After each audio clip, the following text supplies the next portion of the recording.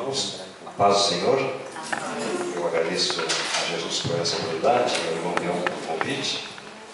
Então, nós vamos prosseguir hoje com o estudo em Atos, capítulo 13. Os irmãos estão estudando o livro de Atos dos Apóstolos ao longo dessas últimas semanas. Na semana passada, nós iniciamos com o versículo 1, Atos 13, vimos do versículo 1 até o 12. Eu vou iniciar então lendo a partir do versículo 13. Vou ler do 13 até o 16, depois mais alguns versículos à frente. Não leremos todo o capítulo 13, mas a ideia é que nós venhamos a completar esse capítulo 13 hoje então. Atos 13 diz assim: E navegando de Pafos, Paulo e seus companheiros dirigiram-se a Perge, da Panfilha. João, porém, apartando-se deles, voltou para Jerusalém. Mas eles, atravessando de Perge para a Antioquia da Psídia, indo num sábado à sinagoga, assentaram-se. Depois da leitura da lei e dos profetas, os chefes da sinagoga mandaram dizer-lhe: Irmãos, se tendes alguma palavra de exortação para o povo, dizei-a. Paulo, levantando-se e fazendo com a mão sinal de silêncio, disse: Varões israelitas, e vós outros que também temeis a Deus, ouvi.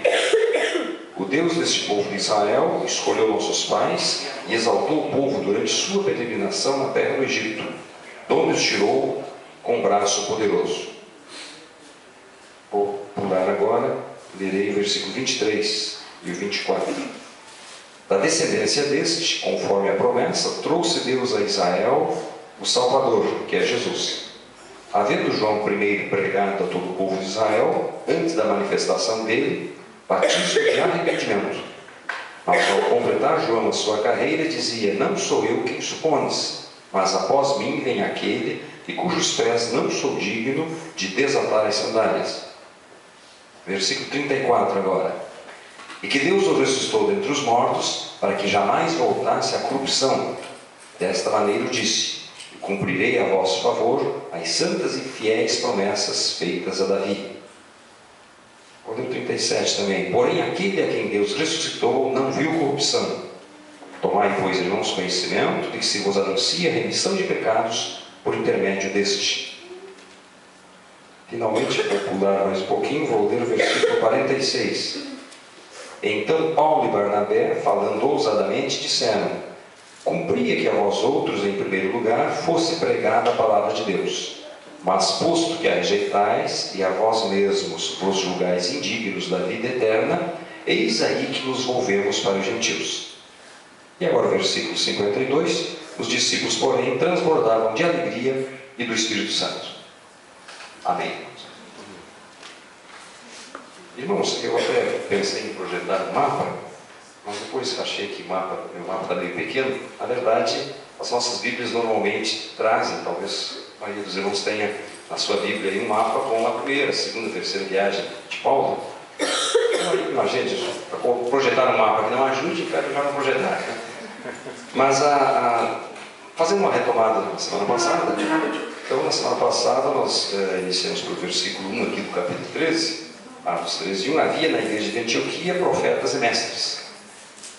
Então tudo começa na igreja de Antioquia. Essa Antioquia da Síria, hoje é uma cidade da Turquia, e a gente vê nesse relato do capítulo 13 que era uma igreja com muitos talentos, uma igreja com muitos dons.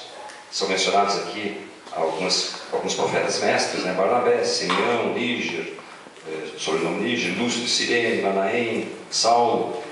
Qual era a característica dessa igreja? Diz aqui Atos dos Apóstolos que era uma igreja que tinha muitos dons, uma igreja que orava, que jejuava, que buscava do Senhor a direção, e o Senhor, através do Espírito Santo, dirige a igreja a enviar seus servos, no caso Barnabé e Saulo, numa viagem missionária, para pregar o Evangelho naquela região. Veja, irmãos, eles são enviados, e nós mencionamos isso na semana passada, né? Eles não receberam certamente um mapa, né? Mas saíram pela fé e o Senhor foi dirigindo ao longo da jornada. Tudo começa em Antioquia. Eu até vou usar aqui, eles saem de Antioquia, digamos que Antioquia estivesse aqui, né? É uma cidade distante uns 25 quilômetros do litoral. Então eles possivelmente fazem uma caminhada até o porto. Foi a partir daí que nós iniciamos no versículo 13. Eles fazem a caminhada até o porto, tomam um navio, percorrem mais ou menos uns 200 quilômetros, navio daquela época, um barco a velas, talvez a remos. Isso seria uma viagem de umas 2 ou 3 semanas. Chegam na ilha de Chipre. Aqui está a ilha de Chipre, uma ilha com uns 200 quilômetros de comprimento, 6 de largura. Percorrem a ilha de ponta a ponta, possivelmente a pé, caminhando. E os irmãos se lembram, a partir do versículo 4, é mencionado que nessa ilha de Chipre, que era a terra natal do Barnabé, eles encontram com o governador da ilha, o procônsul Sérgio Paulo, né, o representante da autoridade do imperador romano. Ele ouve o Evangelho, apesar da resistência de um falso profeta, né, o Elimas, a Jesus, o mago, que tentou desviar aquele cidadão da fé. Ele se converte. Paulo pronuncia a palavra de juízo ali sobre o Bar Jesus. Ele fica cego por algum tempo e termina o versículo 12, então Atos 13, 12, que o procônsul, vendo o que sucedera, creu maravilhado com a doutrina do Senhor. Isso ocorreu na ilha de Chipre. Posteriormente, a Bíblia não diz quanto tempo ficaram naquela ilha. Eles seguem viagem. Então tomam um barco novamente, mais uns 200 quilômetros de navegação, mais umas 2, 3 semanas até o continente, Ásia Menor, onde fica a Turquia hoje. Desembarcam e começam a pregar, então, na cidade de Pafos, diz aí o versículo 13, quando ocorre o episódio com o João Marcos. Depois seguem caminhada até a outra Antioquia, mais uns 100 e poucos quilômetros, a Antioquia da Pisídia, como diz aqui, onde permanecem algum tempo. Isso será visto nos capítulos seguintes. Depois eles seguem de Antioquia para a cidade de Icônio. Isso já está no capítulo 14. Alguém diria, já está dando spoiler, né? Mas isso é para a semana seguinte, né? Vou parar por aqui, não vou contar o final. Então eles fazem uma caminhada, né, de Antioquia até Icônio, uns 160 quilômetros. Eu estou ressaltando isso, irmãos, porque com certeza, talvez em algum momento eles tenham até ido uma montaria, talvez uma carruagem, né? Mas é bastante provável que toda essa viagem era realizada a pé. Veja, irmãos, que era um outro mundo, né? Uma outra realidade. Quem é que nessa última semana caminhou 8 quilômetros? Poucos, talvez, né? Eu costumo contar, não estou tão velho assim, né? Já completo 25 anos semana que vem, eu costumo dizer, né? 25 anos de contribuição para o INSS, né? Quando eu era garoto, eu morava no interior, numa fazenda, e eu ia para o colégio, ensino fundamental, né? 4 quilômetros para ir, 4 para voltar, andando e a pé. Eu andava 8 quilômetros por dia de segunda a sexta-feira. Ora, quem de nós aqui nessa última semana andou 8 quilômetros por dia de segunda a sexta? Quer dizer, era um outro mundo, né? Na verdade, não apenas eu e os garotos todos da vizinhança. Na verdade, era um outro mundo, todo mundo. Né? Para todo mundo funcionava assim. Né? Se você não tinha mais recursos e tal, acabava indo, andando a pé. Andava-se muito a pé. Então, imagine, há 2.000 anos atrás. Então, realmente era um outro mundo, uma outra realidade. E eu aproveito esse gancho, né, irmãos, para pensar o seguinte: puxa, com tão poucos recursos, com tantas dificuldades, olha a obra que eles fizeram.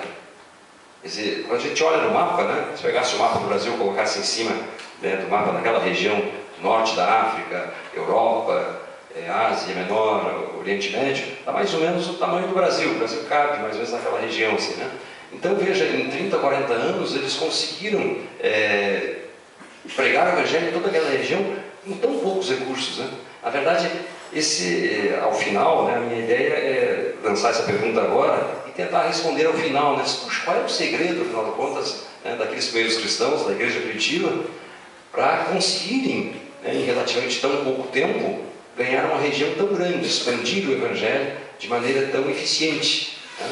Eles ganharam toda aquela região em 30, 40 anos, não dispondo de nenhum recurso, não dispunham, né, de grandes recursos de mídia, como nós temos hoje, né, de sistemas de som, de meios de transporte tão rápidos. Quando eu digo a ilha de Chipre, né, eles percorreram a ilha de Chipre, possivelmente a pé, uns 200 quilômetros. Ora, alguém já imaginou caminhar 200 quilômetros daqui até Torres, caminhando, né, ao longo de semanas e semanas? Eles fizeram tudo isso pelo Evangelho. Nos capítulos seguintes veremos Paulo é apedrejado, as perseguições em várias cidades. Né? Qual era, afinal de contas, o segredo, né, da igreja primitiva, o segredo desses primeiros cristãos? Claro que eu até poderia arriscar algumas respostas, de acordo com o que a gente viu até agora. Mas, puxa, era uma igreja que orava muito e jejuava. Mas, olha, é verdade, realmente era uma igreja que tinha Muita disciplina espiritual no sentido, oravam e jejuavam. Mas apenas isso não é suficiente. O que mais? Eles faziam um trabalho social incrível. Então, aqui em Atos dos Apóstolos, em vários momentos a gente vê a preocupação da igreja com os necessitados. Os irmãos lembram em Atos 6, eu posso ler rapidinho? Atos 6 fala sobre a instituição dos diáconos. Atos 6:1. Ora, naqueles dias, multiplicando-se o número dos discípulos, houve murmuração dos helenistas contra os hebreus, porque as viúvas deles estavam sendo esquecidas da distribuição diária. E veja que os discípulos automaticamente providenciaram, né, a eleição de diáconos, de pessoas que tinham talento, tinham esse ministério para atender aos necessitados. Então veja que era uma igreja que tinha uma diferença, fazia diferença no mundo, na sociedade em que viviam. Há outra passagem que os irmãos já citaram também, em Atos 2:47, último versículo do capítulo 2, que diz assim, ó, louvando a Deus e contando com a simpatia de todo o povo. Enquanto isso acrescentava, diz o Senhor, dia a dia os que iam sendo salvos. Quer dizer, eram pessoas que procuravam adquirir a simpatia e tinham simpatia de todo o povo. Por quê? Porque tinham uma vida, né, de preocupação com o próximo, seguindo o exemplo de Jesus, né, preocupação com os necessitados. Eu costumo brincar que muitas vezes nós falhamos nesse ponto, né? Todo mundo aqui, com certeza nunca aconteceu com os irmãos aqui, mas eu em vários lugares já vi isso, né? Durante o culto às vezes é projeta a placa de alguém, né? Proprietário do carro, placas JIR 3528, retirado de frente da garagem, o proprietário está... E aí sai o nosso irmão. Aqui nunca aconteceu isso com os irmãos, né? Ninguém nunca estacionou em frente a uma garagem aqui de algum vizinho. Os irmãos sabem que nós somos muito imprudentes nesse sentido. Eu já vi várias vezes durante cultos, muitas vezes, irmãos nossos, né, que chegam com alguma pressa, não conseguiam uma vaga, e dizem, não, acho que esse cidadão não vai sair daqui e estaciona na frente da garagem do nosso vizinho. E aí, né, o nosso vizinho vai sair e depois o que acontece? Está desesperado, lá quer sair, manda um recado, fala com o porteiro, aí sai com o celular, né, vai falar de Jesus para ele nessa hora, o vizinho está, né, injuriado. Então fica muito difícil, a gente acaba muitas vezes perdendo a simpatia do povo, porque não temos prudência, né, nessas tantas situações. Aquelas situações às vezes de som elevado, todo mundo sabe aquelas histórias, né, que a gente às vezes se empolga, um som muito alto, e aí o vizinho começa a reclamar. Sabe que a minha mãe mora em Santa Catarina, em Lages, né? Ela mora na segunda casa, depois da igreja. Tem uma igreja Assembleia de Deus, a segunda casa.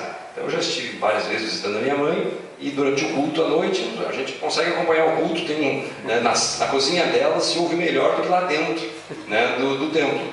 E até uma vez eu comentei, mas mãe, sabe que não está muito alto esse som? A minha mãe meio linha dura, não, é bom que um crente não tem que ouvir na marra. Olha, mãe, eu não sei se é assim que vai funcionar, né? Às vezes nós acabamos comprando uma briga tremenda com os vizinhos, né? Isso acaba depondo contra o Evangelho. Com certeza, né, a igreja primitiva não era assim. Esse versículo ali agora, caindo na simpatia de todo o povo. Né? Eles tinham essa preocupação, né, de levar Jesus, e com certeza a vida deles, o exemplo deles falava mais alto. Né?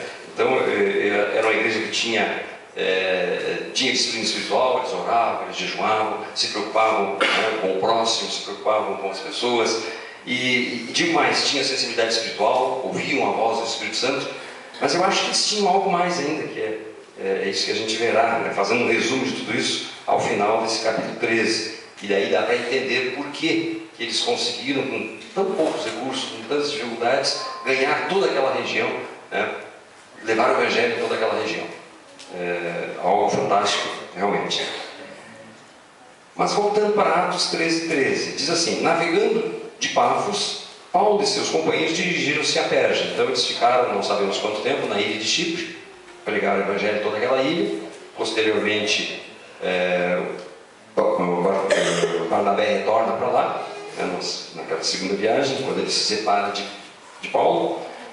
Mas aqui, navegando de Pafos, Paulo e seus companheiros dirigiram-se a Perge. Então eles saem da ilha de Chipre, mais umas 2 ou 3 semanas, eu imagino, né, pelo mar, e chegam nessa cidade de Perge. Não fica na beira-mar, uns 10, 15 quilômetros mais ou menos, Perge da Panfilha. Aí há um episódio interessante aqui, no versículo 13. João, porém, apartando-se deles, voltou para Jerusalém. Veja, irmãos, quem havia sido chamado para essa obra missionária, o Espírito Santo havia chamado, diz aí o versículo 2, Atos 13:2, servindo eles ao Senhor e jejuando, disse o Espírito Santo: separai-me agora Barnabé e Saulo. Então Barnabé e Saulo haviam sido chamados, vocacionados para essa obra de evangelismo em outras cidades. O Barnabé, na verdade, levou, né, o seu primo, João, diz aí o versículo 25, Atos 12, 25, Barnabé e Saulo, cumprindo a sua missão, voltaram de Jerusalém, levando também consigo a João, apelidado de Marcos.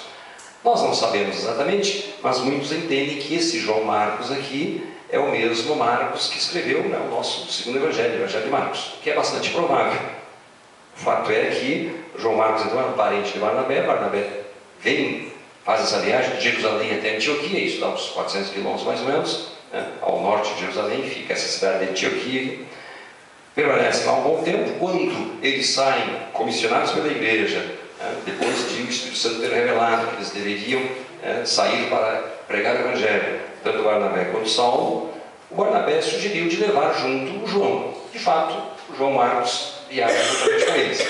E aí ocorre um episódio interessante. Depois de, imagino, vários meses de viagem, o João Marcos, diz aí o versículo 13, Atos 13, 13, apartando-se deles, volta para Jerusalém. Muito já se comentou, né, já se discutiu qual teria sido o motivo para o João Marcos retornar a Jerusalém. Ele abandonou a viagem. Talvez tenha ficado doente, talvez tenha, enfim, alguns acham que talvez ele não havia um problema de relacionamento com Paulo, ele que era parente de Barnabé, enfim, nós não sabemos exatamente qual o motivo. Há um fato curioso. Alguns acham que esse João Marcos, na verdade, seria o próprio Marcos que escreveu o Evangelho de Marcos. E há um versículo curioso que eu vou ler rapidinho agora, em Marcos, no capítulo 15. Veja só o que diz. Evangelho de Marcos, capítulo 15 e o versículo 51. Eu aproveito, veja que há aqui uma bela lição para nós, né, na vida desse moço. Então, Marcos 15, 51 diz assim... 14 e 51, 14, Marcos 14 e 51. Seguia-o um jovem coberto unicamente com um lençol, e lançaram-lhe a mão. Mas ele, largando o lençol, fugiu desnudo. Não sei se não lembravam dessa passagem. Essa passagem ocorreu logo após a prisão de Jesus. Apenas o Evangelho de Marcos relata. Nenhum dos outros evangelhos fala sobre esse rapaz que ouviu que Jesus estava para ser preso. De alguma maneira ele estava meio escondido ali, e os soldados, quando prenderam Jesus, algum soldado lá tentou prender, né, naquela noite, esse rapaz. Não se sabe quem era. Diz aqui o relato do Evangelho de Marcos, um jovem coberto unicamente com um lençol. Dá para se pensar, mas por que só um lençol? Né? Era uma noite fria, lembra que o Pedro depois vai se esquentar na beirada do fogo quando Jesus estava sendo julgado. O fato é que talvez, acreditam alguns, a família dele morasse em Jerusalém. Ele ouviu falar que Jesus estavam saindo para prender Jesus, e ele saiu apressadamente então para se informar, e não teve tempo lá, apenas se enrolou um lençol.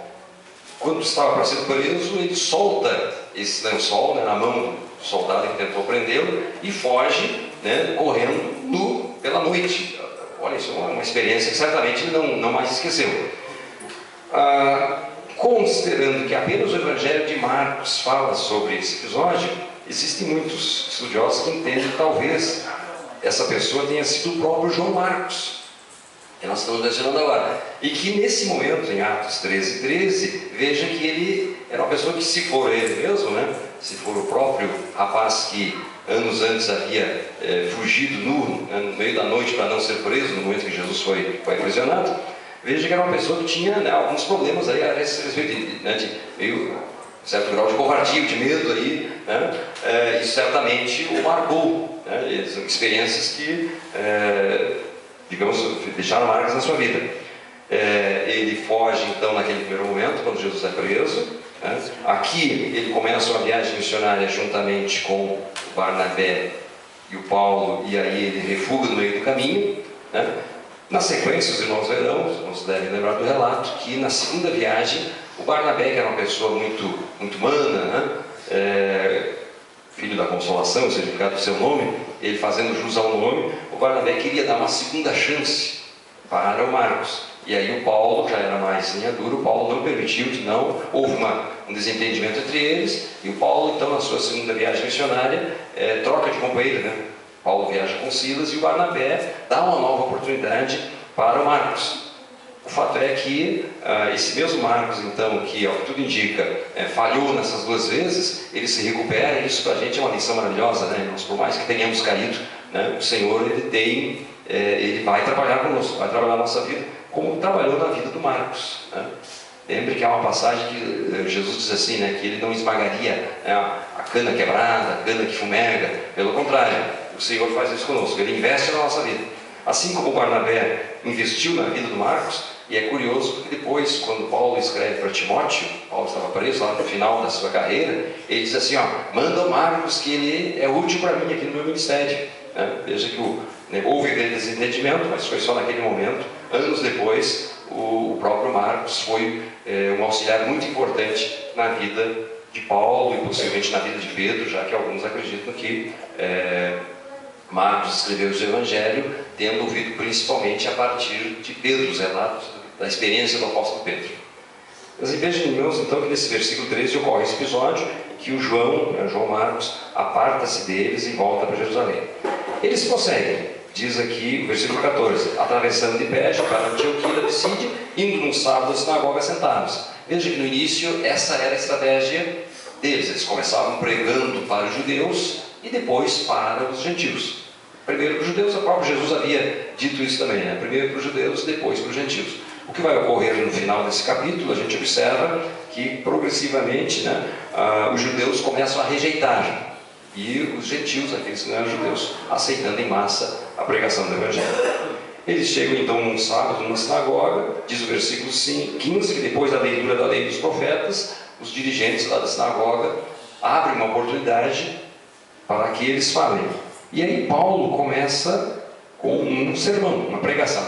É sobre essa pregação, que ocupa a maior parte do capítulo 13, que nós vamos ver alguns pontos importantes, né, na estratégia, e dá para entender então por que a igreja primitiva foi tão eficiente em cumprir o ídolo de Jesus, a ordem de Jesus de pregar o Evangelho a toda criatura. Então Paulo, diz aí o versículo 16, levantando-se, fazendo com a mão um sinal de silêncio, disse: varões israelitas e vós outros que também temeis a Deus, ouvi. O Deus desse povo de Israel escolheu nossos pais. Veja, irmãos, ele está falando numa sinagoga, está falando para judeus. Veja a estratégia, né? A sabedoria de Paulo, claro, seguindo a direção do Espírito Santo, né? Lembra que Jesus havia mencionado isso, né? Que essa promessa para os discípulos, aonde quer que vocês forem, né, saibam que o Espírito Santo vai vos ensinar na hora que vocês precisarem falar, né? E vocês saberão exatamente que palavras usar. É o que ocorre aqui nessa pregação de Paulo naquela sinagoga. Veja que Paulo começa enfatizando a iniciativa da graça de Deus, e nos versículos seguintes ele usa vários verbos para mostrar exatamente a atuação de Deus na história de Israel, e a todo momento apontando para Jesus. Quer dizer, Paulo vai mostrar para aqueles judeus que estavam reunidos numa sinagoga, num sábado, que olha, tudo que vocês estão fazendo até agora, todas as nossas escrituras, né, o Antigo Testamento nosso, apontam para Jesus. Isso é curioso, porque se a gente voltar um pouco lá em Atos 2, que foi a primeira pregação da igreja cristã, depois da descida do Espírito Santo, houve uma pregação do apóstolo Pedro. Os irmãos já estudaram Atos 2, a partir do versículo 14, e lá a gente observa que Pedro faz exatamente a mesma coisa. Quer dizer, Paulo está seguindo o mesmo parâmetro, né? Ele começa falando para judeus, ele faz uma referência a passagens do Antigo Testamento, mostrando e apontando para Jesus, mostrando que Jesus é o cumprimento de todas as profecias do Antigo Testamento. Isso ocorre na pregação de Pedro e em várias outras pregações que estão mencionadas aqui no livro de Atos dos Apóstolos. Então, Paulo começa enfatizando a iniciativa da graça de Deus, e para isso usa vários verbos. De fato, diz aí o versículo 17, Atos 3,17, o Deus desse povo de Israel escolheu nossos pais, exaltou o povo, vejam os verbos, né? Depois tirou do Egito com braço poderoso, suportou-lhes os maus costumes, havendo destruído 7 nações, deu-lhes esta terra por herança. Depois o versículo 20, vencidos cerca de 450 anos, deu-lhes juízes até o profeta Samuel, depois um rei, começou com Saul. Versículo 22, tendo-te dado a este, levantou-lhes o rei Davi, dando testemunho, achei Davi, filho de Jessé, homem segundo o meu coração. Veja, irmãos, aqui está ele ressalta um aspecto importante, né?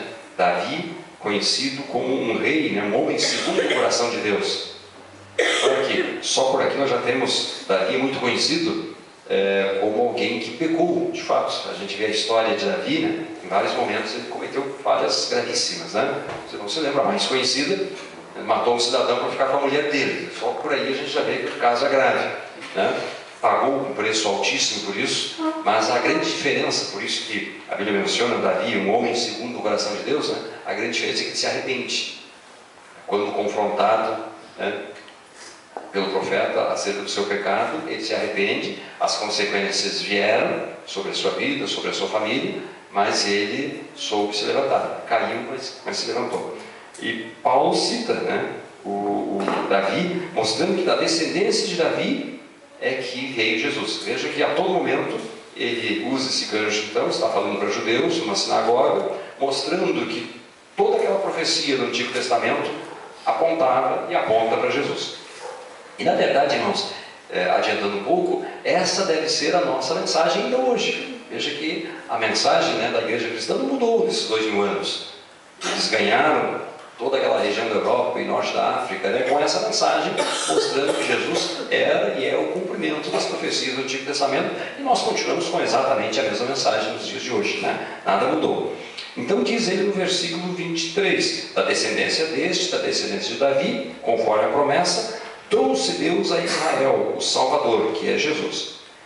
E diz o versículo 24, havendo João primeiro pregado a todo o povo de Israel, antes da manifestação dele, batismo de arrependimento, mas ao completar João a sua carreira, dizia, não sou quem supones, mas após mim vem aquele de cujos pés não sou digno de desatar as sandálias.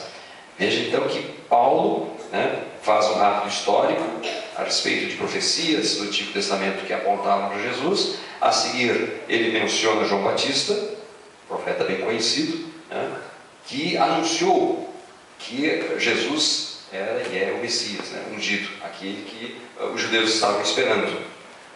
Na sequência, vejam que então, o tempo todo Paulo está apontando para Jesus. E na sequência há um fato importante. No versículo 30, no 33, no 34 que eu li, veja que ele menciona ressurreição 4 vezes. Veja que toda a pregação de Paulo vai se basear na morte e na ressurreição de Jesus. Na verdade, essa é a nossa pregação ainda hoje. Vamos comentar um pouco mais sobre isso, né? Mas toda a nossa pregação tem que estar baseada nisso, na morte, no sacrifício de Jesus por nós e na sua ressurreição. Veja o que diz o versículo 30, então. Ele fala que os habitantes de Jerusalém entregaram Jesus para Pilatos, ele foi então morto, né? Vou ler o 29 primeiro. Depois de cumprir tudo que a respeito dele estava escrito, tirando-o do madeiro, puseram-no em túmulo.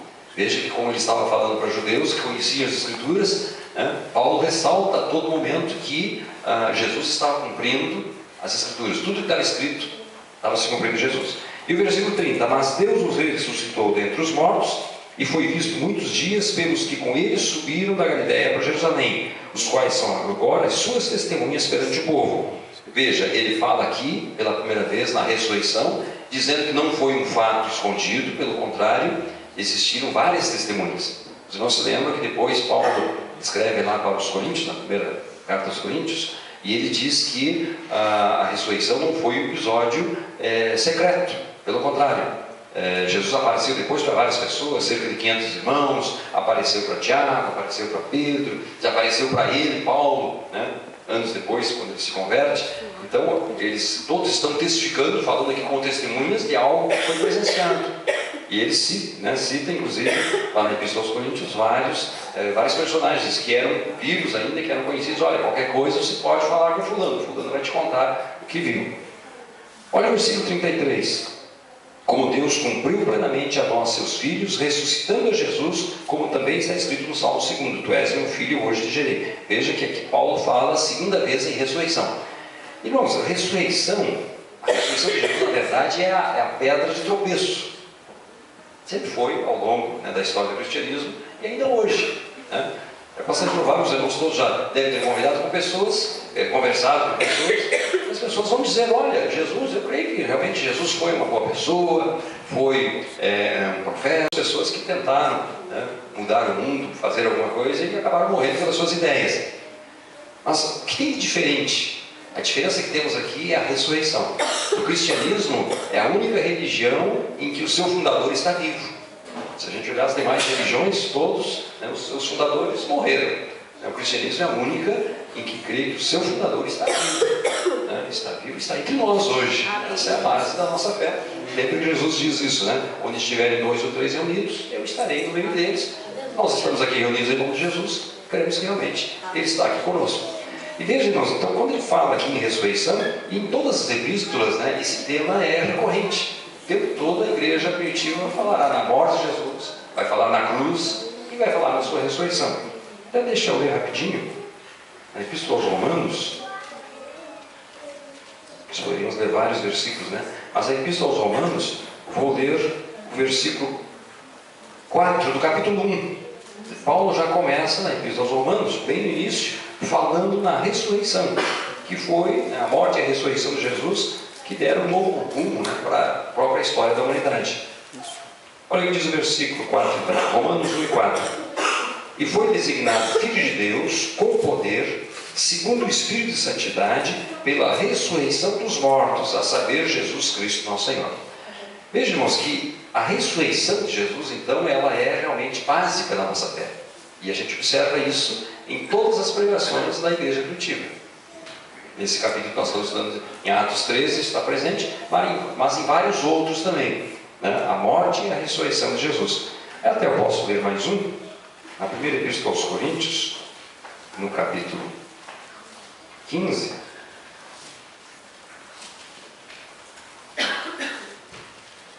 Primeiro Coríntios, capítulo 15, os versículos 3 e 4, 3, 4 e 5, nós temos ali um resumo. Alguns acham que isso aqui seria até um credo bem antigo, né?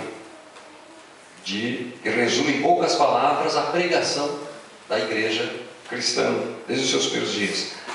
1 Coríntios capítulo 15, a partir do versículo 3, diz assim: antes de tudo vos entreguei o que também recebi, que Cristo morreu pelos nossos pecados, segundo as Escrituras, que foi sepultado e ressuscitado ao terceiro dia, segundo as Escrituras, e apareceu a Cefas e depois aos 12. Veja, irmãos, em poucas palavras, Paulo está resumindo a essência aqui do que é a nossa fé cristã. Cristo morreu pelos nossos pecados, segundo as Escrituras, foi sepultado, ressurgiu ao terceiro dia, segundo as Escrituras, e depois existem testemunhas para essa ressurreição. Ele cita aqui: apareceu a Cefas, Pedro, depois aos 12 apóstolos. Diz aí no versículo 6, depois foi visto por mais de 500 irmãos de uma só vez, dos quais a maioria sobrevive até agora, porém alguns já dormem. Depois foi visto por Tiago, mais tarde por todos os apóstolos. Então os irmãos sabem que muito já se escreveu sobre isso, né? Então existem pessoas, né, que não creem em milagres, não creem na ressurreição, dirão: essa história da ressurreição foi uma invenção, né, da igreja. Anos depois começou a surgir essa lenda. Nós não cremos assim. Nós cremos que a igreja primitiva estava falando de fatos reais, concretos. E veja que Paulo aqui cita pessoas que ainda eram vivas naquela época. Ele está dizendo o seguinte: olha, quem quiser fale com Pedro. Os 12 vários deles ainda estavam vivos. Cerca de 500 irmãos estavam presentes, né, quando Jesus ascende ao céu, lá no Monte das Oliveiras. O Tiago, né, ele mesmo, como testemunha, de receber uma revelação especial do Senhor. Enfim, a ressurreição de Jesus, ela é básica na nossa fé e é um evento que tem testemunhas, né? Não é algo assim, não é apenas uma lenda, né, uma invenção da igreja daqueles tempos. Mas deixa eu voltar para Atos 13. Nós paramos no versículo 34, Atos 13, 34, e que Deus o ressuscitou dentre os mortos. Veja então que é a segunda vez que Paulo menciona a palavra ressurreição. Veja, irmãos, um assunto que é importante, ele está batendo nessa tecla, né? Isso aí é que nem professor na prova, né? Começa a falar muito, isso aí vai cair, né? Está enfatizando o assunto, é algo importante, né? Então, é a segunda vez que Paulo menciona a ressurreição, versículo 34. Pula um pouquinho para o versículo 37. Porém, aquele a quem Deus ressuscitou não viu a corrupção. Eles citam a passagem do Antigo Testamento, citam um salmo lá de Davi, em que Davi diz que não permitirás que o teu santo veja a corrupção, e aí ele se apressa a explicar, olha, Davi não estava falando dele mesmo, porque Davi morreu e o seu corpo, né, voltou ao pó, sofreu corrupção. Então de quem que está falando aqui? Aí Paulo mostra, está falando de Jesus, que morre e ressuscita ao terceiro dia. Na sequência, no versículo 37, então, que já lemos antes, porém aquele a quem Deus ressuscitou não viu corrupção. Vejam, irmãos, então, que Paulo fala 4 vezes aqui em ressurreição. É um assunto importante, quer dizer, é algo básico na fé cristã, a ressurreição de Jesus. A propósito, se a gente avançar um pouquinho, lá no capítulo 17 de Atos, capítulo 17, é a terceira viagem missionária, quando Paulo visita Atenas, na Grécia. E aí, ele está circulando pela cidade, e vai falar para os gentios, pessoas que não eram judias, não tinham nenhum conhecimento, né, da revelação dos profetas, da lei de Deus. Paulo então começa falando ali para filósofos, para os gregos, né, e ele faz uma referência aos vários altares. Olha, eu vejo que vocês são muito religiosos e tal. E é curioso que naquele discurso, naquela pregação em Atenas, Paulo é ouvido até o momento em que ele fala em ressurreição. Porque aí chegou no cerne da nossa fé e é a grande pedra de tropeço. Se a gente olhar, né, essa pessoa que não aceita isso como fato, automaticamente não tem como ser cristão, porque é básico da nossa fé cristã. Jesus não apenas morreu, mas ele morreu, foi sepultado e ressurgiu e está vivo. Um dia voltará para buscar a sua igreja. Essa é a essência da nossa fé. Veja que aqui no versículo 31, Atos 17, 31, ele diz assim: porquanto estabeleceu um dia em que há de julgar o mundo com justiça, por meio de um varão que destinou e acreditou diante de todos, ressuscitando dentre os mortos. Veja que Paulo não perdia tempo, não apenas Paulo, né? Paulo, os demais cristãos todos, né, conhecidos ou não, a todo momento eles estavam falando de Jesus. Por isso que lá na cidade de Antioquia eles pela primeira vez foram chamados de cristãos, porque a essência da pregação deles era Cristo, o tempo todo apontando para Jesus Cristo. Eu até li um comentário sobre isso. A gente se acostuma, né, irmãos, a falar de Jesus Cristo até como se fosse nós estamos acostumados a, todos nós temos um sobrenome, né? José da Silva, né? Vocês não sabem que naquela época não havia, né? As pessoas eram tratadas, tinham um nome, e normalmente, para distinguir uma pessoa da outra, às vezes, era o José que era filho do Pedro, né? Então normalmente se dizia assim, filho do fulano, filho do Beltrano. Ou então, com o passar dos anos, se passou a usar a designação. José que é de Porto Alegre, é de Curitiba, é de São Paulo, usava-se a cidade de onde ele veio, né? Daí Leonardo da Vinci, por exemplo, na Itália, nasceu na cidade de Vinci, então ficou Leonardo da Vinci, né? São Francisco de Assis, a cidade de Assis. E assim surgiram os sobrenomes. Às vezes a gente tem a tendência, né, a pronunciar quase como se fosse um sobrenome, né, Jesus Cristo, mas na verdade você não sabe que Jesus era um nome muito comum naqueles tempos. Muitas pessoas chamavam Jesus, a própria Bíblia menciona alguns outros, né? Mas só há um Jesus Cristo, né? Porque a palavra Cristo é a palavra grega que traduz Messias do hebraico, que significa ungido. Na verdade é Jesus ungido, né? Para ressaltarmos realmente essa característica. Jesus foi ungido por Deus, né? E é o nosso Salvador, morre na cruz por nós, né? Não é apenas um sobrenome, né? Jesus, o Messias. E essa foi a essência da pregação da igreja, né, da igreja primitiva, ressaltando que Jesus era e é o Messias, era o ungido de Deus, enviado por Deus para a nossa salvação. Concluindo aqui a mensagem de Paulo, então, ele está falando na sinagoga e, como eu disse, ele menciona 4 vezes a ressurreição dos mortos, dizendo que Jesus morreu, mas ressurgiu, que está vivo. E no versículo, veja que no versículo 29, ele vai falar aqui algumas palavras que são básicas, né, na nossa fé, todo o estudo que se faz depois da doutrina cristã. Sabe quais são as palavras? Morte, pecado, fé, justificação, graça, lei. Toda essa pregação de Paulo estão presentes essas palavras. Por exemplo, no versículo 29, depois de cumprirem tudo que a respeito dele estava escrito, tirando o madeiro, puseram no túmulo. Quer dizer, morte. Jesus morre por nós. uma morte substitutiva, morte no nosso lugar. Olha o versículo, no versículo 38. Tomai, pois, irmãos, conhecimento de que se vos anuncia a remissão de pecados. Aqui a palavra pecado. Você não sabe que hoje, infelizmente, né, não se fala muito em pecado. Às vezes até no nosso meio mesmo, né? Então a impressão que se tem que não existe isso. A gente vive um momento assim, meio de contemporização. Não tem problema, não faz mal. Mas veja que a Bíblia é muito clara, né, sobre o pecado. Pecado é pecado. Existem várias palavras para designar, né? Os nossos primeiros pais, Adão e Eva, pecaram, ou seja, falharam no plano de Deus para a sua vida, né? Eles erraram o alvo, né? Esse é um dos sentidos da palavra pecado. Se revoltaram contra Deus, e isso trouxe a morte para toda a humanidade. Nós morremos hoje como consequência, né, do pecado. O versículo 39 ainda fala na fé. Todo aquele que crê é justificado. Fala aqui na justificação, né? Em Cristo o nosso pecado é perdoado e nós somos declarados justos. Então, Jesus paga a nossa pena, não devemos mais nada. Fala também no 39, na lei, justificados, né? Não pudemos ser justificados pela lei de Moisés, mas sim justificados pela graça. E aí menciona no versículo 43 a palavra graça, quando depois que a pregação de Paulo é encerrada, depois que eles saíram, pediram que eles voltassem no sábado seguinte, que eles teriam oportunidade para falar de novo. E diz aí o versículo 43: despedida a sinagoga, muitos dos judeus e dos prosélitos piedosos seguiram Paulo e Barnabé, e estes, falando-lhes, os persuadiram a perseverar na graça de Deus. Veja que está presente aqui a graça. Veja então, irmãos, que há um ponto importante nessa mensagem de Paulo. Ele começa fazendo um vínculo, né, já que estava falando com judeus, fazendo um vínculo com as profecias do Antigo Testamento que se cumprem em Jesus.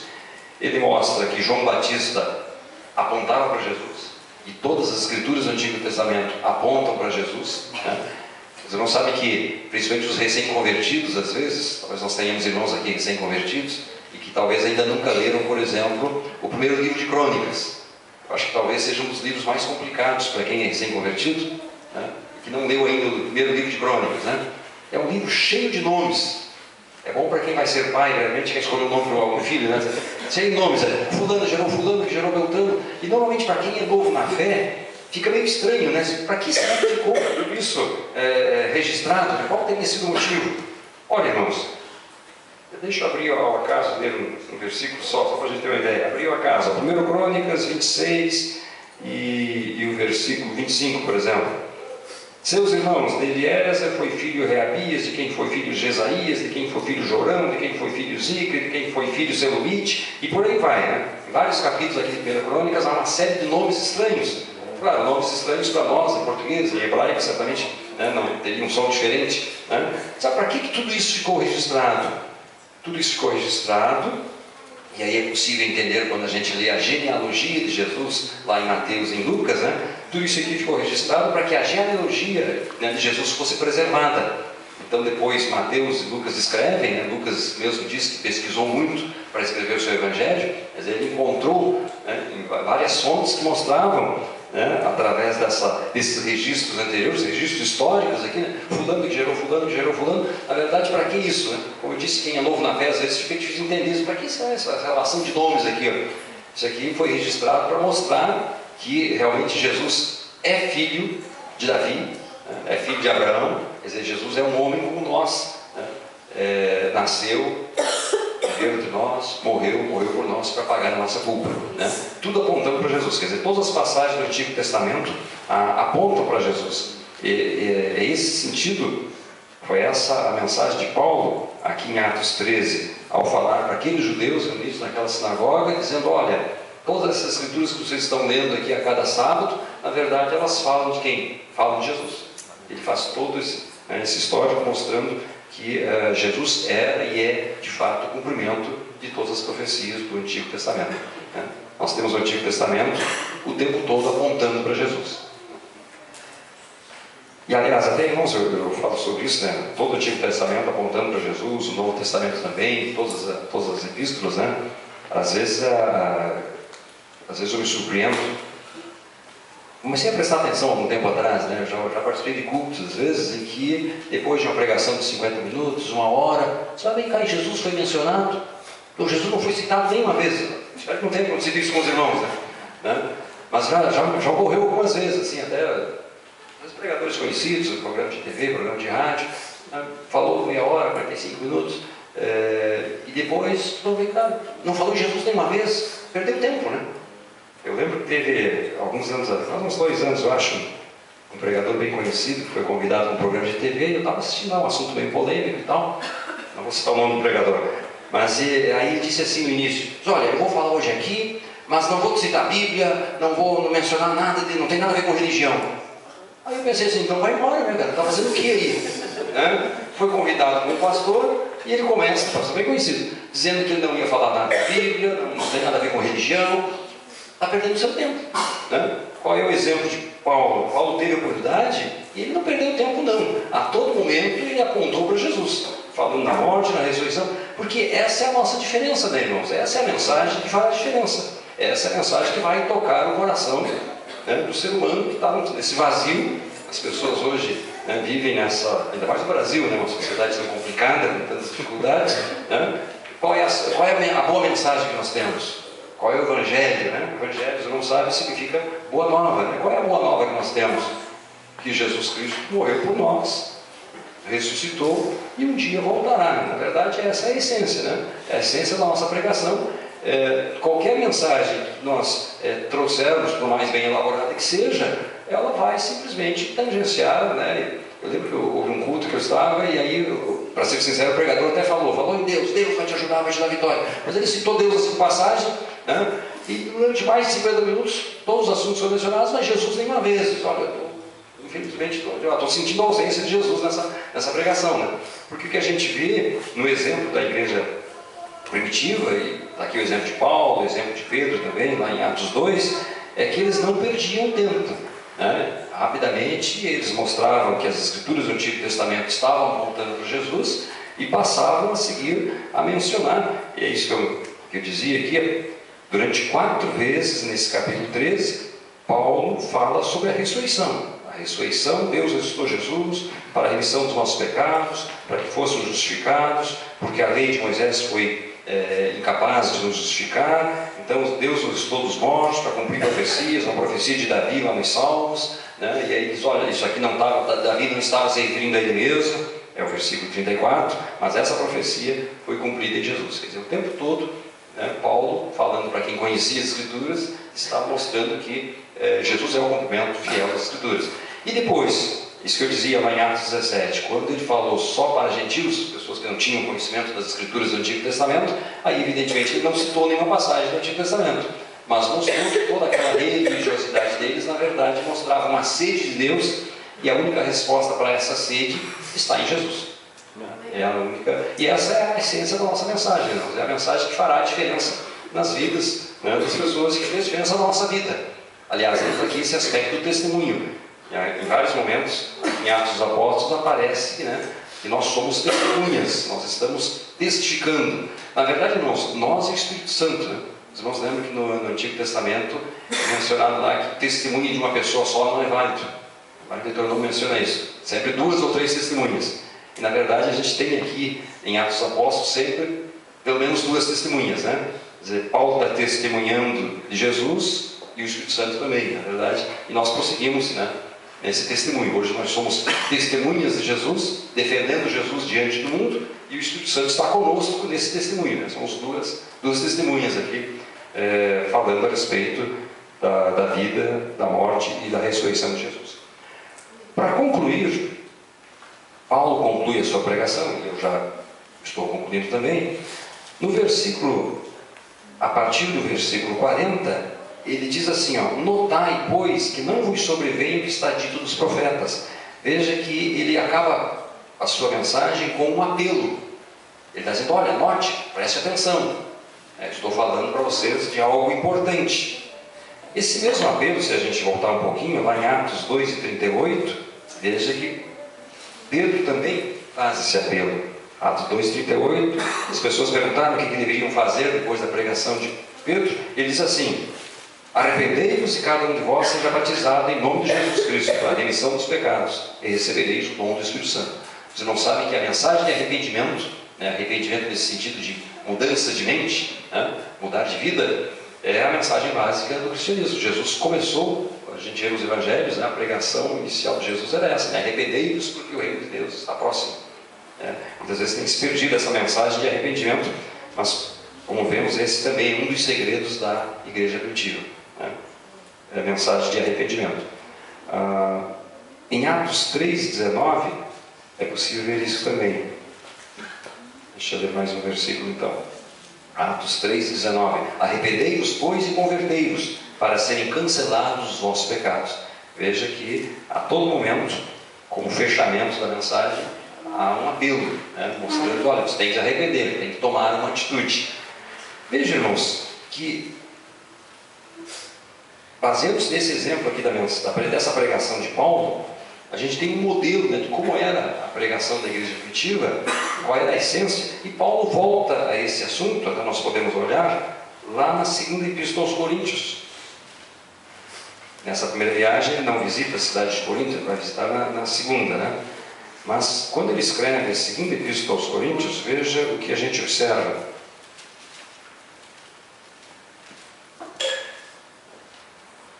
Não é a segunda, a primeira epístola aos Coríntios, no capítulo 1. Dá para ter uma ideia, né, de como era a mensagem da igreja primitiva, e a gente tem um modelo nessa pregação do apóstolo Paulo. Então, 1 Coríntios capítulo 1, veja o versículo 21. Vou ler o 21, 22 e 23. Visto como na sabedoria de Deus, o mundo não o conheceu por sua própria sabedoria.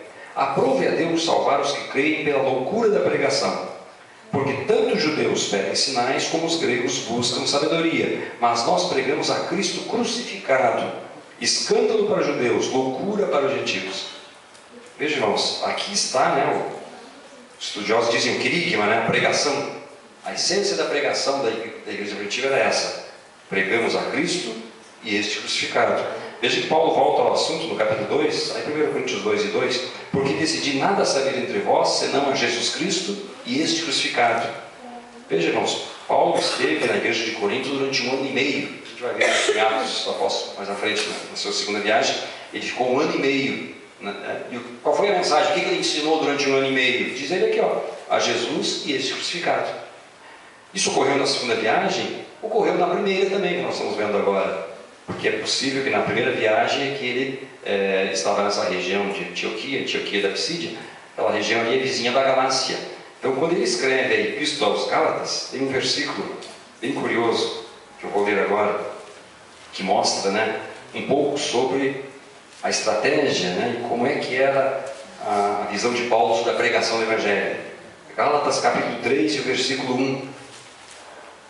Vocês não sabem que Paulo escreve a Epístola aos Gálatas porque havia um movimento ali, os judaizantes, né, que tentavam impor aos cristãos a guarda da lei de Moisés. Paulo escreve para eles dizendo, olha, vocês não são salvos pela lei, mas sim pela graça. E veja o que ele diz para esses cristãos lá da Galácia, no capítulo 3, versículo 1. Ó Gálatas insensatos, quem vos fascinou a vós outros, ante cujos olhos foi Jesus Cristo exposto como crucificado? Não sei como é que diz a sua versão. Ó Gálatas insensatos. Ele podia dizer assim, ó Gálatas tolos, vocês estão malucos? Ele está puxando as orelhas aqui, né, dos seus filhos em Cristo. Escuta, quem é que vos fascinou? Essa palavra fascinou podia ser traduzida quem vos hipnotizou, quem vos enfeitiçou. Escuta, vocês não estão enxergando mais? Ele está dizendo, quem vos fascinou a vós outros, ante cujos olhos foi Jesus Cristo exposto como crucificado. Essa palavra exposto podia ser traduzida como representado, acho que é a corrigida, que diz Jesus Cristo foi representado como crucificado. Veja, irmãos, Paulo não tinha, como eu mencionei, não tinha recursos que nós temos hoje. A impressão que eu tenho, ele está dizendo aqui, escuta, eu passei um data show para vocês, eu mostrei Jesus aqui, ó, Jesus Cristo exposto, representado como crucificado. Se ele tivesse, olha, eu mostrei para vocês um filme. Nós até já devemos ter assistido filmes aí sobre a morte de Jesus, a paixão de Jesus, né? Então, é como se eles tivessem, sabemos que ele não tinha esses recursos que nós temos hoje. Mas ele foi tão enfático, né, na sua pregação e insistiu tanto no tema, falando sobre a morte, sobre a crucificação, sobre a ressurreição de Jesus, que ele dizia: escuta, como é que vocês estão esquecendo? Vocês estão doidos, né? Como é que vocês foram enfeitizados? Como é que vocês estão esquecendo tudo que eu falei para vocês durante todo esse tempo, em que eu mostrei Jesus, né, crucificado? Quer dizer, essa é a essência da pregação cristã, né? Jesus crucificado. Infelizmente a gente vê que isso às vezes há uma falta, às vezes hoje é muito fácil, né, se falar de muita coisa e de repente perder de foco o que é importante, que é essencial à nossa fé. Voltando lá para 1 Coríntios capítulo 1, para concluir, veja que Paulo fala então que nós pregamos a Jesus crucificado, diz o capítulo 1, versículo 23, e também devemos pregar a Jesus como Senhor. Está lá em 2 Coríntios 4 e 5. Segundo Epístola aos Coríntios 4 e 5, diz assim, ó: porque não nos pregamos a nós mesmos, mas a Jesus Cristo como Senhor, e a nós mesmos como vossos servos por amor de Jesus. Ora, nós pregar a Jesus como Senhor é reconhecer a divindade de Jesus, né? Jesus é Deus, não apenas um homem. Porque naqueles tempos, no Império Romano, quem era Senhor? Senhor era o imperador. Esse era um título usado pelo imperador romano. Mas o que Paulo está mostrando aqui, que não é o imperador romano que é Senhor, mas sim Jesus que é Senhor. Então, irmãos, essa era a essência, né, da mensagem da igreja primitiva. E aí eu volto àquela pergunta inicial, mas como é que eles fizeram para ganhar toda aquela região da Europa, Oriente Médio, Norte da África, né? Eles espalharam o cristianismo durante 30, 40 anos, com tão poucos recursos, né? Andando a pé, com tantas dificuldades, com tanto sofrimento, como a gente vê aqui, o relato de tantas perseguições, né? Paulo é apedrejado na sequência dessa viagem, quase morre. Imagina uma pessoa apedrejada, qual era a situação dele? Estava tudo cheio de marcas, cheio de cicatrizes, todo roxo talvez, né? Mas ele prossegue nessa jornada, pregando o Evangelho. Então, qual era o segredo, né, para eles conseguirem tanto com tão poucos recursos? Como eu mencionei, com certeza era uma igreja que orava muito, uma igreja que jejuava, era uma igreja que se preocupava em atender as pessoas, né, preocupação com o social, certamente. Era uma igreja que ouvia a voz do Espírito Santo, tanto é que eles saem nessa primeira viagem, né, porque receberam uma orientação direta do Espírito Santo. Mas eu diria, resumindo tudo isso, que mais até isso, resumindo, era uma igreja que tinha uma pregação cristocêntrica, né, voltada, falando o tempo todo de Jesus. Falando de Jesus e da cruz de Jesus, porque essa é a nossa diferença, né, irmãos? Se nós abandonarmos a mensagem, né, de Jesus que morreu por nós, ressuscitou e um dia voltará para nos buscar, nós nos transformamos apenas em mais um clube, mais uma entidade de assistência social, algo semelhante, como existem tantas outras por aí, né? O que nos diferencia como cristãos, e os cristãos começaram a ser chamados assim na igreja de Antioquia, porque as pessoas daquela cidade começaram a ver que a diferença que eles tinham era Cristo na vida deles. Quer dizer, é algo que ocorre e deve ocorrer conosco, né? Assim como Jesus morreu, nós morremos também. Você não sabe que o batismo tem essa simbologia, né? Quando a pessoa é batizada, né, ele morreu, está testificando publicamente que morreu, e assim como Jesus morreu, eu morri também. Assim como Jesus foi sepultado, eu estou sendo sepultado também na água, né? Essa simbologia. E no momento que saímos da água, assim como Jesus ressuscitou, nós ressuscitamos também, né, em novidade de vida. Somos agora novas criaturas em Cristo. Então, irmãos, essa, né, era e deve ser a essência da nossa mensagem, né? Devemos pregar a Jesus e este crucificado, porque realmente essa é a mensagem que as pessoas precisam ouvir. Era a mensagem que Paulo pregou na cidade de Antioquia, né, naquela sinagoga, num sábado. Na sequência do capítulo 13, diz aí que eles voltaram para aquela mesma sinagoga no sábado seguinte. Diz lá que quase toda a cidade se reuniu, diz o versículo 44, quase toda a cidade se reuniu para ouvir a mensagem. Mas aí começou a haver uma resistência. Os próprios judeus, vendo tanta gente reunida, né, começaram a perseguir Barnabé e Paulo. E diz aí o versículo 46 que como os judeus rejeitaram, eles disseram então, o finalzinho do versículo 46, posto que a rejeitais a vós mesmos, vos julgais indignos da vida eterna, eis aí nos volvemos para os gentios. Então, na sequência, a gente verá aqui no livro de Atos dos Apóstolos que eles começam então a pregar, continuam ainda iniciando a pregação nas sinagogas, mas daqui para frente, a maior parte do tempo eles vão pregar para os gentios, para pessoas que não eram judaísmo. Na sequência desse capítulo, eles são expulsos da cidade, diz aí o versículo 50, estava uns 160 quilômetros de Antioquia, imagina, tem feito toda essa caminhada, e eles prosseguem então, no capítulo 14, virá o relato do que ocorreu lá na cidade de Icônio, Listra e Derbe, na sequência dessa viagem. Eu concluo lendo o versículo 52, que faz um bom resumo, né, do que era a igreja primitiva e do que deve ser a nossa vida hoje como seguidores de Cristo, nós que somos herdeiros da tradição e da fé daqueles primeiros cristãos. Diz assim, no versículo 52, os discípulos, porém, transbordavam de alegria e do Espírito Santo. Eu acho que nós temos motivo, né, para nessa noite transbordar de alegria e do Espírito Santo, porque nós temos esse tesouro, como diz Paulo, né, guardado em vasos de barro, né, não éramos dignos, não foi por nada de bom que tivéssemos feito, né, a nossa justiça é trapo de imundícia, como diz a Bíblia, né? Mas o Senhor tirou esses trapos e nos revestiu com a sua justiça. E se hoje somos justos diante de Deus, somos justos porque temos a justiça de Cristo. Se fosse uma roupa que vestimos, né? A justiça de Cristo nos foi atribuída e não devemos mais nada, né? Mas Deus, o justo juiz, né, bateu o martelo com o juiz lá e diz: olha, você não deve mais nada, né? Você está aqui, diz aqui, seu pecado foi perdoado, você não é mais um criminoso. Somos criminosos perdoados, o Senhor nos perdoou e por isso podemos, como esses discípulos, transbordar, né, de alegria e do Espírito Santo. Amém.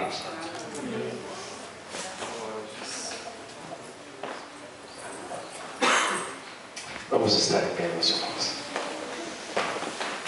Vamos orar ao Senhor. Diante de tudo que foi dito, foi exposto desse capítulo nesses 2 últimos domingos, isso é muito confrontador a nós. Eu vi um texto no meu coração, que está registrado lá em 1 Pedro 3, no verso 15, que diz assim: antes santificai a Cristo como o Senhor em vosso coração, estando sempre preparados para responder a todo aquele que vos pedir a razão da esperança que há em vós. A igreja de Antioquia, ela conseguia comunicar a mensagem da cruz. Ela transmitia, porque ela compreendeu, ela aprendeu a mensagem do Evangelho. Muitas das vezes nós não conseguimos comunicar, não conseguimos falar. Tantas verdades que foi dito aqui esses 2 últimos domingos. E muitos de nós, às vezes, gaguejamos para comunicar do amor de Jesus. Somos frouxos para falar da razão da esperança que é em nós. Falar de ressurreição, mas o meu amigo da faculdade, o que vai pensar de mim? Eu sou tão inteligente, sou tão culto. Falar de ressurreição, falar de milagre, falar de perdão dos pecados. Como assim pecado? Pecado não existe, o mundo é relativo. Quantas pessoas não conseguem, no poder das Escrituras e na autoridade do Espírito Santo, dar a razão da esperança que há na igreja de Jesus? Nós possamos orar ao Senhor e pedir: Deus que encheu a igreja de Antioquia de poder, de sabedoria e de graça, vem encher as nossas vidas, para que a gente consiga comunicar o Evangelho que tão desesperadamente este mundo precisa. Vamos orar ao Senhor. Você quer fazer essa oração? Pede que volte aqui, ore por essa igreja. Você está orando conosco. Quero que você feche os olhos. Clame ao Senhor. Quem sabe você tem dificuldade de comunicar a fé. Acho que hoje nós passávamos junto com os irmãos, alguns irmãos aqui da igreja, e falava sobre essa questão. Tanta dificuldade há de nós falarmos de Jesus. Quero que você, se você tem alguma dificuldade, peça ajuda do Senhor que está aqui. Vamos orar então, irmãos. Senhor, estamos na Tua presença, queremos em tudo Te louvar, Senhor. Aleluia. Queremos reconhecer as nossas falhas, queremos tudo deixar aos Teus pés, Senhor. Não somos dignos do Teu amor, não somos dignos da Tua graça, mas Tu tens feito na cruz do Calvário, tens pagado a nossa dívida, Senhor. Queremos nesse momento ter essa visão, Senhor, de falar de Ti, do Teu amor e da Tua graça, Senhor. Ajuda-nos, Senhor, que possamos transbordar de alegria, transbordar do Espírito Santo. Nós queremos ser essas testemunhas, Senhor. Queremos testificar do Teu amor, queremos testemunhar ao mundo, Senhor. Tu és Deus, Tu és Senhor. Nós cremos, Senhor, que Tu ressuscitaste, que Tu estás vivo. Queremos, Senhor, com a nossa boca, dizer que Tu és, Senhor, Senhor da nossa vida, e queremos que todos possam ouvir, Senhor, possam Te aceitar, possam reconhecer que Tu és Deus, em cima dos céus, embaixo da terra, que Teu nome, Senhor, está acima de todo nome. Obrigado, Senhor, por esse dia, obrigado por esse momento. E nessa semana, Senhor, tudo que fizermos, todas as oportunidades que tivermos, Senhor, seja para a honra, para a glória e para o louvor do Teu nome, Senhor. É o que nós pedimos, Pai, em nome de Jesus. Amém.